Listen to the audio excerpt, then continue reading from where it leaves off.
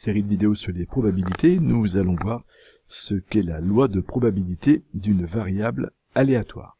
Nous avions utilisé dans la vidéo précédente qui définissait une variable aléatoire un exemple que nous allons reprendre à partir d'un dé cubique avec les faces numérotées de 1 à 6. On convenait que si la face 6 tombait, on gagnait 5 €. Si le 5 tombait, on gagnait 3 €. Si le 4 tombait, on gagnait 1 €. Et pour le 1, 2 ou 3, on perdait 2 €.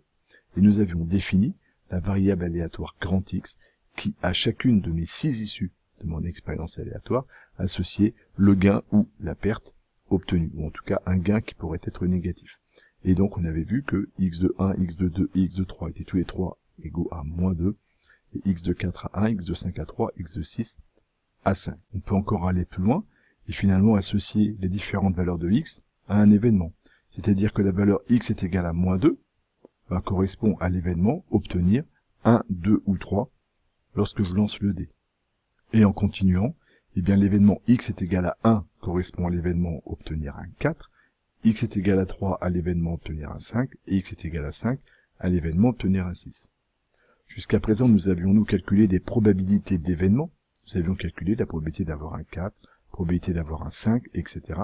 Eh bien, nous allons poursuivre et prolonger cette histoire-là en calculant maintenant la probabilité que x soit égal à 3 ou que x soit égal à 5, comme la probabilité d'obtenir 6 et 1/6.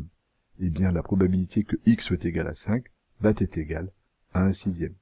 La probabilité que x soit égal à 3 va être égale à la probabilité de l'événement obtenir un 5, soit 1/6 aussi. Et pour la probabilité que x soit égal à moins 2, va être égale à la probabilité de l'événement obtenir 1, 2 ou 3. Il y a donc 3 chances sur 6, soit 3/6, probabilité 3/6, soit 1/2. Et bien la probabilité que x soit égal à moins 2 est donc 1/2. Et on le rédige comme ceci, p, entre parenthèses, x est égal à moins 2, qui est donc la probabilité que la variable x soit égale à moins 2, qui correspond donc à l'événement obtenir 1, 2 ou 3, et bien est donc égal à 1/2, 3/6. La probabilité que x soit égal à 1 est la même que celle que x soit égal à 3, et c'est la même probabilité que x soit égal à 5. Elles ont chacune une seule issue, soit 1/6. Et on peut alors définir la loi de probabilité de grand X.